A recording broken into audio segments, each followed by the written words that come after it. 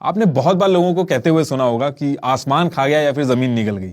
लेकिन अर्थ पे एक ऐसी जगह है जहां पे लोगों ने क्लेम किया है कि वहां पे सच में ऐसा होता है। ये जगह नॉर्थ अटलांटिक ओशियन के वेस्ट रीजन में है। यूएस के स्टेट फ्लोरिडा से लेके पुर्टो रिको आइलैंड और बरमूडा के बीच में है। अब क्योंकि ये तीनों मिलकर ट्रायंगल बनाते हैं, इसलिए इस एरिया को कहा जाता है बरमूडा ट्रायंगल। लेकिन इस एरिया में जो इंसिडेंट्स हुए हैं उसकी वजह से इसको और भी नाम दिए गए हैं, जैसे Devil's Triangle, the limbo of the lost. अब बात यह है कि ये जो एरिया है इसके बारे में बात होना शुरू कैसे हुई।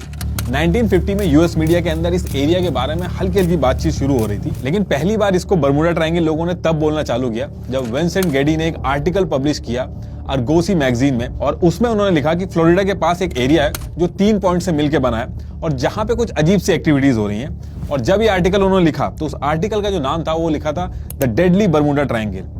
उसके बाद जब भी इसके बारे में बात हुई तो इसको लोगों ने बरमूडा ट्रायंगल ही बोला, और तब से लेके आज तक इसको बरमूडा ट्रायंगल ही बोला जाता है। ये जो बरमूडा ट्रायंगल का एरिया था, इसमें सबसे बड़ी दिक्कत ये थी कि जैसे ही इस एरिया में जाओ तो कभी रेडियो ना चले, कभी कंपास खराब हो जाए, इलेक्ट्रॉनिक डिवाइसेस जो थी उनकी जो रीडिंग थी वो फ्लक्चुएट करने लगती थी, और ये सब तो चल ही रहे थे। इसके साथ साथ आसमान से प्लेन और समुद्र से शिप्स ये भी गायब हो रहे थे, और इनके साथ साथ जो लोग थे वो भी गायब हो रहे थे, और गायब भी इस तरीके से हो रहे थे कि चाहे आदमी हो या फिर शिप, उनका एक छोटा सा टुकड़ा तक नहीं मिल रहा था। अब जब ये सारे इंसिडेंट्स हो रहे थे तो लोगों ने अलग अलग चीजें बोलना चालू कर दी थी। कुछ लोगों ने ये बोला कि इस एरिया में सी मॉन्स्टर है, कुछ का कहना था कि एलियंस का इन्फ्लुएंस है इस एरिया में, कुछ लोगों ने इसको इल्यूमिनाटी की जो कॉन्स्पिरेसी है उससे जोड़ना चालू कर दिया, लेकिन कंफर्म कुछ भी नहीं हो रहा था। अगर आप सर्च करोगे तो आपको पता चलेगा कि ऑल ओवर वर्ल्ड में बरमूडा ट्रायंगल के ऊपर जितनी मूवीज, बुक्स, डॉक्यूमेंट्री बनी है, शायद ही किसी और टॉपिक पे बनी है। 1888 में एक शिप था जिसका नाम था एलन ऑस्टिन। ये इंग्लैंड से न्यूयॉर्क के लिए निकलता है। 2 से 3 वीक ट्रैवल करने के बाद इस शिप का जो कैप्टन था, जिसका नाम ग्रिफिन था, वो एक अनप्लान्ड शॉर्टकट लेता है ताकि जल्दी पहुंच जाए, और ये जो शॉर्टकट था ये बरमूडा ट्रायंगल के पास से गुजरता था। लेकिन जैसे ही बरमूडा ट्रायंगल का एरिया आता है, कैप्टन ग्रिफिन को थोड़ी दूर पे एक छोटी सी बोट दिखती है जो बिना किसी पैटर्न के बहुत ही अजीबोगरीब तरीके से इधर से उधर मूव कर रही थी। कैप्टन ने कई बार कोशिश की कम्युनिकेट करने की, लेकिन कोई भी रिस्पॉन्स नहीं आया उस बोट से। शुरू में तो ये लोग डर रहे थे। कुछ टाइम के बाद कैप्टन ने कुछ लोगों को उस बोट में भेजा ये चेक करने के लिए कि ये बोट रिस्पॉन्स क्यों नहीं कर रही है। लेकिन उस बोट पे पहुंचने के बाद हर कोई शॉक्ड हो गया था, क्योंकि वो पूरी की पूरी बोट खाली थी, उस पे कोई भी नहीं था, ना तो कैप्टन था, ना कोई क्रू था, ना ही कोई पैसेंजर था, और सारी चीजें उस बोट की सलामत थी, कोई डैमेज नहीं था। इसके बाद ये लोग मिलकर डिसाइड करते हैं कि जो बोट है इसको अपने साथ न्यूयॉर्क लेके चलते हैं। वहां की जो अथॉरिटी होगी उसको इन्फॉर्म कर देंगे ताकि अगर कोई इलीगल एक्टिविटी वगैरह हो रही है तो उसको ट्रैक करा जा सके। अब जब ये लोग बोट को अपने साथ न्यूयॉर्क की तरफ लेके चलते हैं तो एक बहुत ही भारी तूफान आता है, और कुछ देर के लिए जो बोट थी वो गायब हो जाती है। और जैसे ही तूफान शांत होता है दोबारा से ये बोट दिखती है, लेकिन हर कोई उस बोट को देख के शॉक्ड हो जाता है, क्योंकि जितने भी लोग उस बोट को न्यूयॉर्क लेके जा रहे थे सारे के सारे गायब थे, और जो बोट थी उसको कुछ भी नहीं हुआ था। इसके बाद ये लोग बोट को वहीं पे छोड़ देते हैं और न्यूयॉर्क निकल जाते हैं, और नेक्स्ट डे हर तरफ एक कहानी फैल जाती है। एक और बोट थी जिसका नाम था मैरी सेलेस्ट। इसको 7 नवंबर 1872 न्यूयॉर्क से इटली के लिए निकलना था, और ये जो शिप थी इस पे भी बहुत सारे लोग थे और बहुत ही खचाखच भरा हुआ था। लेकिन जब ये शिप बरमूडा ट्रायंगल के पास पहुंचती है उसके थोड़ी देर बाद ये गायब हो जाती है। इसको बहुत ढूंढा जाता है लेकिन ये कहीं भी नहीं मिलती। लेकिन करीब 1 महीने के बाद 4 दिसंबर 1872 को ये शिप बरमूडा ट्रायंगल के पास तैरता हुआ दिखता है। अब जिन लोगों को ये शिप दिखता है वो लोग इन्फॉर्म करते हैं, उसके बाद रेस्क्यू टीम आती है। लेकिन हैरानी की बात सबसे ज्यादा ये रहती है कि पूरी शिप के ऊपर एक भी आदमी नहीं था। जो पूरी की पूरी शिप थी उसको कोई भी नुकसान नहीं हुआ था, यहाँ तक कि डिनर टेबल पे खाना एज इट इज पड़ा हुआ था। खाने की जो प्लेट्स थी वो एज इट इज पड़ी हुई थी, लेकिन कैप्टन, क्रू और पैसेंजर सब के सब गायब थे।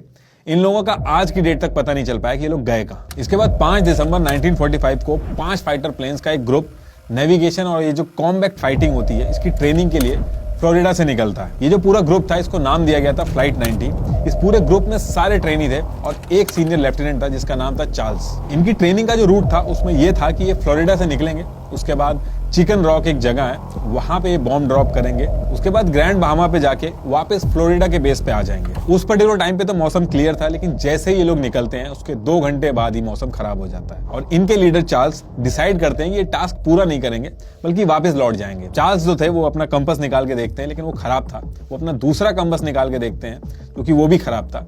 ये अपनी टीम से भी कोऑर्डिनेट करते हैं, उन सबके कंपास खराब थे, और ग्राउंड की टीम जब इनको ट्रैक करती है तो उनको पता चलता है कि ये सारा का सारा ग्रुप डायरेक्शनलेस हो गया है। उसके बाद इसको ढूंढने के लिए एक और एयरक्राफ्ट भेजा जाता है और वो भी गायब हो जाता है। जो इसका लास्ट मैसेज था वो ये था कि यहाँ पे 100 फीट की ऊंचाई पे कुछ जलता हुआ दिख रहा है, और उसके बाद ये भी गायब हो जाता है। क्रिस्टोफर कोलंबस जो थे उनकी बुक तक में ये चीज लिखी हुई है कि जब वो यूरोप से निकल के बर्मुडा ट्रायंगल के पास पहुंचे थे तो उनका जो कंपास था उसने काम करना बंद कर दिया था, वो रास्ता भटक गए थे। कोलंबस जैसे जैसे ट्रैवल करते थे तो वो अपनी डायरी में जरूर लिखते रहते थे। तो उन्होंने ईयर 1492 में ये लिखा था कि कंपास काम नहीं कर रहा है और यहाँ पे एक कैंडल की तरह रोशनी आसमान से गिर रही है। ब्रूस गर्नॉन एक लौते ऐसे आदमी है जो बर्मुडा ट्रायंगल को सर्वाइव करके वापस आए हैं। ब्रूस बहामास से फ्लोरिडा रेगुलर ट्रैवल करते थे, उनको करीब 1.5 घंटा लगता था बहामास से फ्लोरिडा ट्रैवल करने में। लेकिन एक बार ये बर्मुडा ट्रायंगल से 10,000 फीट से भी ऊपर प्लेन उड़ा रहे थे। मौसम एकदम क्लियर था, ना तो कोई रेन थी ना कोई थंडर स्टॉर्म था, लेकिन अचानक से बहुत ही हैवी क्लाउड आ गए और वो काफी देर तक आते ही रहे। और वो थोड़ी देर के लिए नहीं आए थे, वो कॉन्टिन्यूसली आ ही जा रहे थे। इतना ज्यादा अंधेरा हो गया था कि सन की एक लाइट तक उसमें नहीं पास हो रही थी। जैसे जैसे ब्रूस आगे बढ़ रहे थे क्लाउड और हैवी होता जा रहा था और प्लेन के जो इंस्ट्रूमेंट्स थे वो काम नहीं कर रहे थे, ना ही कंपास काम कर रहा था और उनको ऐसा लग रहा था कि कोई एक्सटर्नल फोर्स जो है वो प्लेन को कंट्रोल कर रही है। ग्राउंड पे जो टीम थी उनको अचानक से उनकी लोकेशन मिलना भी बंद हो गई थी, लेकिन वो रुके नहीं, वो कॉन्टिन्यूसली उन घने बादलों में प्लेन चलाते रहे और फिर वो बादल थोड़ी देर बाद हट गए। वो ग्राउंड टीम से कॉन्ट्रैक्ट करते हैं, लेकिन हर कोई शॉक था क्योंकि प्लेन सिर्फ 45 मिनट्स में ही फ्लोरिडा पहुंच गया था, जो कि प्रैक्टिकली पॉसिबल ही नहीं है। 250 माइल्स की डिस्टेंस थी, 1.5 घंटे में पूरी होनी चाहिए थी क्योंकि इस मॉडल का जो प्लेन था वो मैक्सिमम स्पीड उसकी 180 माइल्स पर आवर थी। तो प्रैक्टिकली ऐसा पॉसिबल नहीं था कि 45 मिनट में वो फ्लोरिडा पहुंच जाए। जो उन्होंने फ्यूल चेक किया था वो भी एज इट इज था, वो भी कम नहीं हुआ था।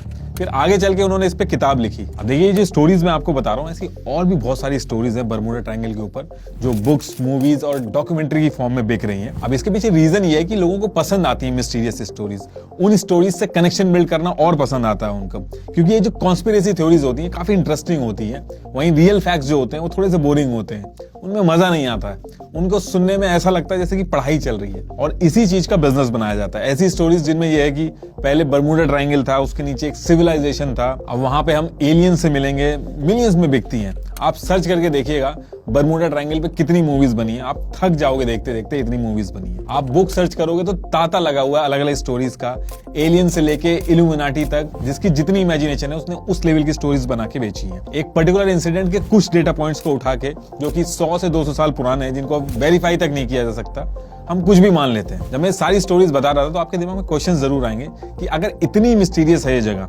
तो आजकल इसके बारे में क्यों नहीं बात हो रही है। अगर आज की डेट में किसी को फ्लोरिडा जाना है तो वो प्लेन या फिर शिप का यूज करेगा और यही बर्मुडा ट्रायंगल वाला ही रूट यूज करेगा। इनफैक्ट सबसे हैवी ट्रैफिक जोन है बर्मुडा ट्रायंगल का। आज की डेट में हमारे पास एडवांस टेक्नोलॉजी है तो हमें पता चल जाता है अगर कोई इंसिडेंट होता है कि इसके पीछे रीजन क्या है। कई ऐसे इंसिडेंट्स हैं जो आज भी नहीं पता चल पाते हैं, लेकिन हम बहुत ही तेजी से एडवांस होते जा रहे हैं। ये जो बर्मुडा ट्रायंगल की कहानियां बेची जाती हैं, अगर आप छोटी सी सर्च करोगे गूगल पे तो बर्मुडा ट्रायंगल का जो एरिया है वो टॉप 10 डेंजरस रीजन तक में नहीं है। इनफैक्ट किसी भी कंट्री ने इतना भी बॉदर नहीं किया कि बर्मुडा ट्रायंगल को मैप तक में मेंशन कर दे।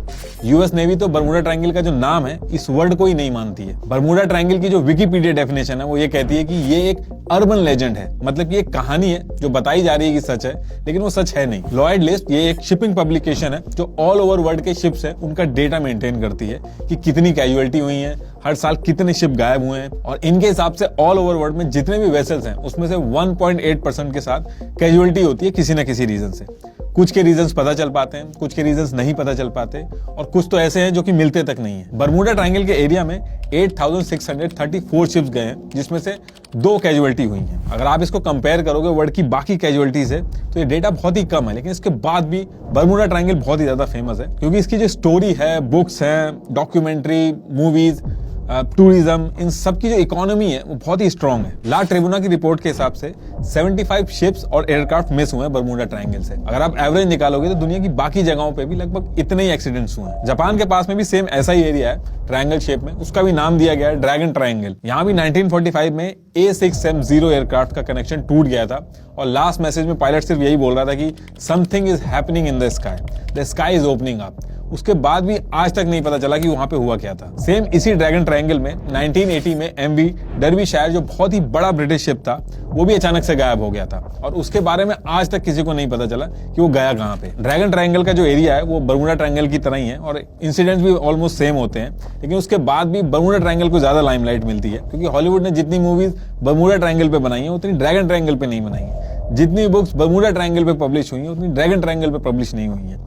यही रीजन है कि बर्मुडा ट्रायंगल ज्यादा फेमस है। बर्मुडा ट्रायंगल और ड्रैगन ट्रायंगल जो है ये दोनों एक ही लैटिट्यूड पे आते हैं, इसलिए इसके ऊपर भी कॉन्स्पिरेसी थ्योरी चल रही है। अब आज की डेट में तो किसी भी तरीके से वेरीफाई नहीं किया जा सकता कि एलन ऑस्टिन का जो कैप्टन था वो जो स्टोरी बता रहा था वो सही भी है कि नहीं। मैरी सेलेस्ट शिप की जो कहानी है, वो जो पर्टिकुलर शिप थी उसमें से भी लाइफ बोट गायब थी, और ये जो शिप थी इसके ऊपर एलिगेशन थे कि इन्होंने गलत तरीके से हैवी इंश्योरेंस करा रखा है। इसमें यह भी कहा जाता है कि मे बी कोई ऐसी इमरजेंसी हो जिसमें शिप डेंजर में हो, लोगों को शिप से खाली करा के कहीं और ले जाया जा रहा हो और उस पर्टिकुलर टाइम पे कोई दुर्घटना हुई हो। अब एक चीज जो ज्यादातर केसेस में आप सुनोगे कि कंपास खराब हो जाता है। अब देखिए, कंपास के अंदर जब भी आप नॉर्थ की डायरेक्शन चेक करते हो तो वो अर्थ के ज्योग्राफिक नॉर्थ से थोड़ा अलग दिखाता है।